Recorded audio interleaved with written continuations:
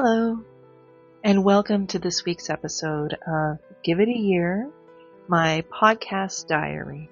My name is Jenny Q, and this is a wonderful little space I create to share my thoughts, ideas, stories, art, ponderings, and reflections with you, for no other reason than to share. In this week's episode called Just a Quick Note, I am going unscripted to share some things that I have actually been censoring myself on in sharing in my podcast because I've been trying to create a certain feel, I guess, and I think I can share all of these things actually and still maintain the integrity of the vision of my podcast. So, my goal tonight is to make it very quick, which is why I called it Just a Quick Note, and you'll understand as I explain and get into this. So, as always, my podcast promises are in my write-up. If you have any questions, drop me a message. And with that, let's get into what I want to say tonight, or what I want to share. So if this is your first time hanging out with me, I created this Podbean podcast as an accountability tool for me as a creative exercise, actually, is where this all began. And I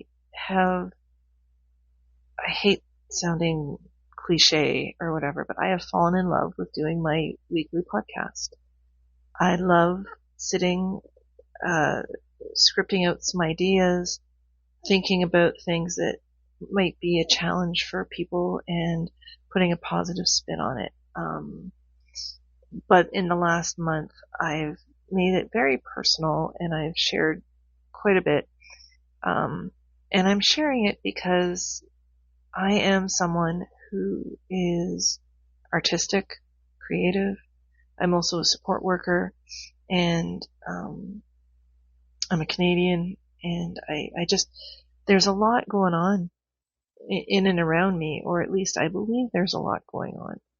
And so what I wanted to talk about today, and tonight's going to be a bit of a ramble because, like I said, this isn't really scripted.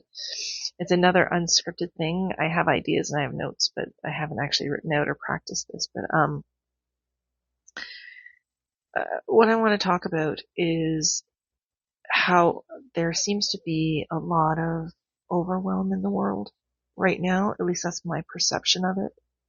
And I'm going to do a little recap for those who may not have listened to the 2 or 3 previous episodes to this one.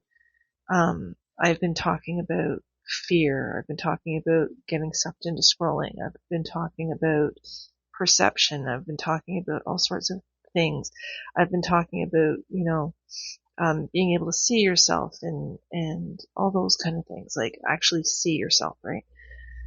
And the reason I have had such interesting themes or focused themes on similar feelings, I guess, that's kind of redundant, but is because myself in February had something happen at work. There was an accident.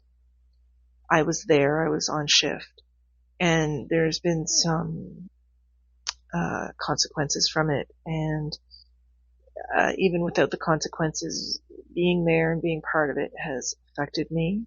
It's stirred me up, and what it has actually done has opened up old emotional / mental wounds, I guess is a good way to say it. And I'm actually resuming counseling because of these things. And I very much am very active in maintaining a healthy mind and a positive mindset and all of those wonderful things. I journal, I create, I meditate, I pray, I read, I listen to podcasts, I do all of these wonderful things. I listen to music because I know how valuable the mind is. And my mind right now is under attack. And I feel like that, and I feel like there's a lot of people in the world who are feeling like that right now as well. And as I've been working on some things and trying different techniques, journaling techniques, and listening to my counselor and doing all those things, I've come to some conclusions, and I wanted to share some things that I've sort of been censoring myself on because, oh my gosh, I'm all over the place. But stick with me, I promise, though. I'm going to try and make this a very quick episode. So I want this, my podcast, to be one of my pockets of positive space. My whole purpose now for my podcast is to create something where you can come and listen to it and not be inundated with everything that's harsh, negative, scary, or unpleasant in the rest of the world. But that's kind of what I want to talk about because it's overwhelming me, and I know other people where it's just overwhelming them, and I don't want to talk about the specifics, but I will highlight by saying things that are crossing my social media feed that are burrowing into my head is politics. Politics. Our Canadian Prime Minister, there's so much going on, but I'm not going to get into it. But if you're into politics, you already know what I'm talking about. Donald Trump gets in my brain. Politics. Okay, so we're just going to leave that as a category, okay? The whole Epstein file thing, that's all over the place. Any riots, anything like that, right? It's there. I am in my 50s. I'm going through menopause. I know too much information, but I'm going through menopause. Okay. So I'm dealing with all those health issues, and I deal with, just wanting to be healthy like every other adult in the world. I worry about being in Canada right now, about job security and retirement, and I worry about cost of living, and I'm worrying about insurance rates going up, and I'm worried about mortgage payments. I'm worried about money. I'm worried about debt, like everyone else is. I'm worried about the cost of groceries, all right? I'm just worried about living day to day. I'm worried about family and friends and how they're doing. I'm worried about, and I'm consumed by all these little fitness videos things, and because of all these things, of these different things I Google and I look up and I talk about on the phone, all those algorithms feed me stuff, and it catches my attention because it's important to me. And I've always kind of been aware of it, but because of the struggles I'm having with my grief and my past traumas and stuff, I've had to pause a little bit, and I've stepped back. And I've been reminded by one of my mentors as I've been reviewing some of his materials and stuff. It's the stuff that's being thrown towards me through algorithms are on the topics I'm interested in, but because using fear and sensationalism and AI and all of those insane things, I am constantly inundated with stuff on my phone. Like I look up how to do a proper deadlift weight or something. And then I'll have 3 things come up saying women shouldn't weightlift because of this, or you can hurt yourself this way. Or if you hurt yourself this way, email me, message me, join my group, do this, do that. Everything is about fixing or fear or things being destroyed or this president doing that, and sorry, I'm all over the place, but it's my podcast. I'm allowed to be. So what I'm realizing is, and it's because I do take time to meditate and set intentions now, I have these quiet periods. And it really, I think, if you can turn it off, meaning your phone, your TV, your radio, if it's something you can turn off, I don't think it's actually very personal or attached to you. And what I mean by that is where a lot of stress and anxiety is coming from, I believe. Because the thing is, the people who do the platforms and the politicians and the influencers and all that, they study, they know, and the people who create the platforms, TikTok and Instagram and all that, They create things for you to feel engaged, included, and hit that serotonin in your brain. So you'll do things over and over again, like play games, build videos, do shares, get likes. And then they change the algorithms and they make you relearn it. And then you do it more and more and more, right? And the more you're on their platforms, the more they make money. And, I don't know all the ins and outs. These are things I've heard, things I know, sort of. I don't really know. I'm not as smart as I'm pretending to be. But anyway, we are targeted for many reasons. For politics, they want to get your vote. So many people want to sell you things. They want you following them. And I'm sure there's tons of other hidden behind the scenes research and data that gets collected, not just by companies, but by governments and data companies and whatever. And you put into the mix of that anyone who's using the internet to scam you or to try and scam you or your grandparents or your children or whatever. How can we not be overwhelmed? Right? This is what I'm saying. So, what do I mean with my title? Just a quick note. Just a quick note. What is the positive? Just a quick note. Let me put it to you this way. Okay. I'm going to come back to the positive. Let me put it to you this way. In my experience in life right now, the big things that consume my attention are politics, fallouts from politics, so like the Epstein files, direct things that affect me, cost of living and rent and insurance, all that comes through our government. All of that is very consuming to me right now. The other thing that's consuming me is the lack of attention I get online.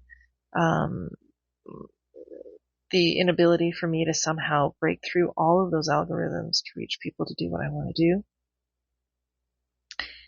And when I took a moment and I paused away from it, I had a phone call with a friend of mine, and they're not into politics at all. And they didn't know anything that I was talking about.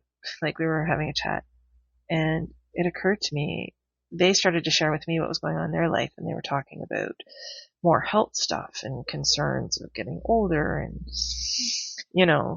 eating well and all that. And that's what's on their line and their algorithms.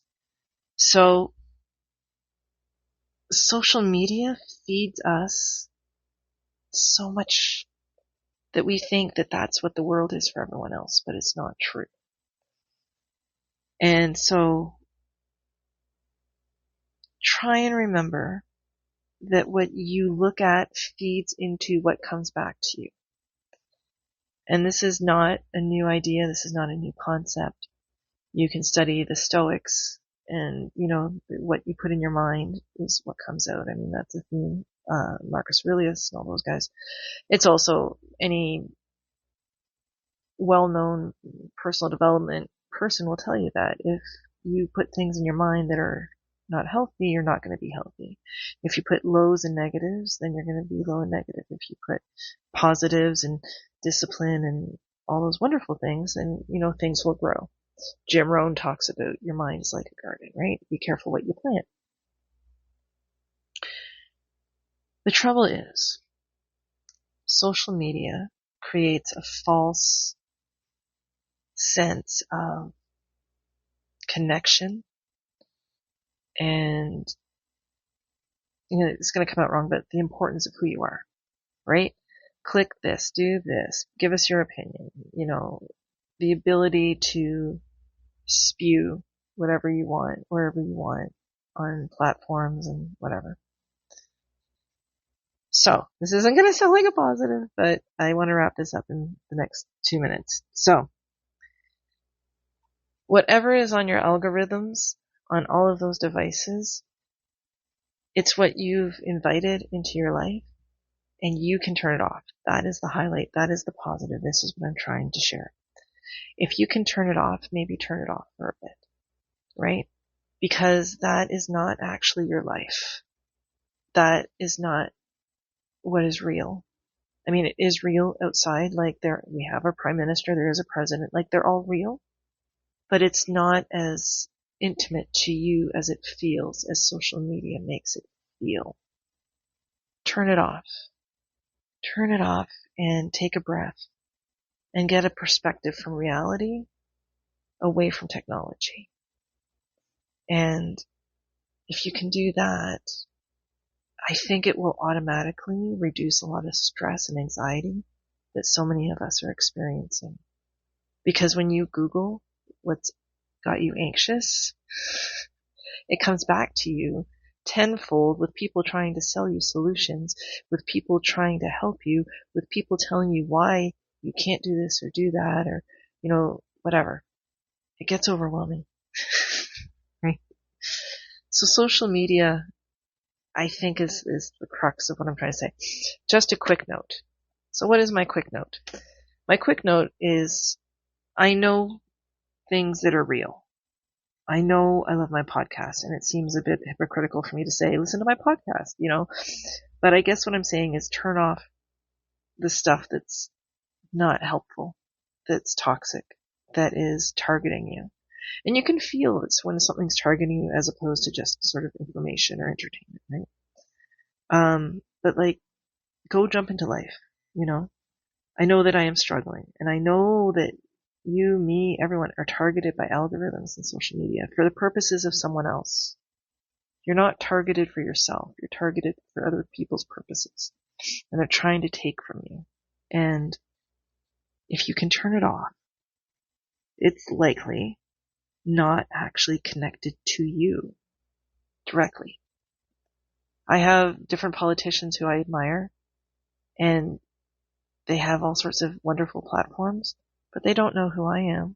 I know who they are because of social media. It feels very personal. I watch their reels, I watch their stories, but they don't know me, right? Like I said, it creates a false sense of control and connection and all those things. So, what is the bright side? The bright side is that you have control. I just said you have false sense of control over the things you are watching. But you do have control to turn them off. And then go and participate in your life. I mean, when you scroll and you don't go visit with a family or a friend, you're missing out on what's real. If you put your phone down and go play some basketball with your niece, nephew, kids, neighbors, whatever, do that. Going for a walk, doing real things. Social media is going to be part of our lives. Technology is going to be part of our lives. I guess my quick note is just to remind you, like I'm trying to remind myself in my diary today, that you do have control of what goes in your mind. And just stop and think, who is this for? Why am I watching this? Is this benefiting me? Am I learning? Is this helpful? Or is it someone asking for my money and just trying to make me scared and, gaslight me? Or am I just sucked in? And is this making me feel good or bad or whatever? Anyway, so I'm going to end off with a question like I always do. So I hope this came across a little positive. I rambled on. The positive is that, you have control. I guess just my quick note is social media is everywhere, and it is targeting you, and it's targeting you not because it cares, but because people are trying to get stuff from you. And that's why I created this podcast, because I don't want anything from you. I just want to be here to share. And I'm hoping that it gets noticed and that the people who do listen get something out of it. And then, so with that, I'm going to bring my music back and we're going to finish up. Here we go. There we go. Too loud. Let's go back down here. There we go. That's a good mix. So the question for this week is, what deserves or needs your attention? And it's a good question. I'm not saying totally cut out social media, but is the social media you're watching worthy of your time. Because you are valuable and amazing, just like I'm valuable and amazing. And I'm going to finish off, as I always do, with my philosophy and my suggestion on how you can make this world amazing and make your life amazing, and you can do it without going on social media. There's 3 ways.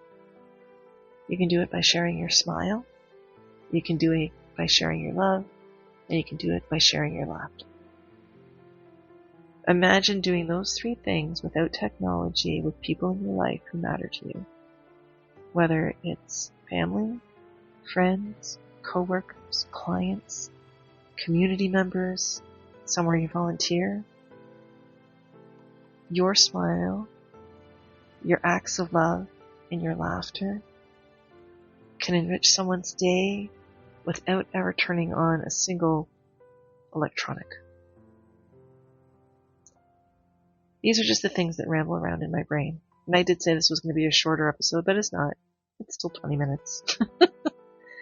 If you stuck with me, if you followed or got anything out of this specific episode, I really would love to hear from you. I'd really just love to know if you sat and listened.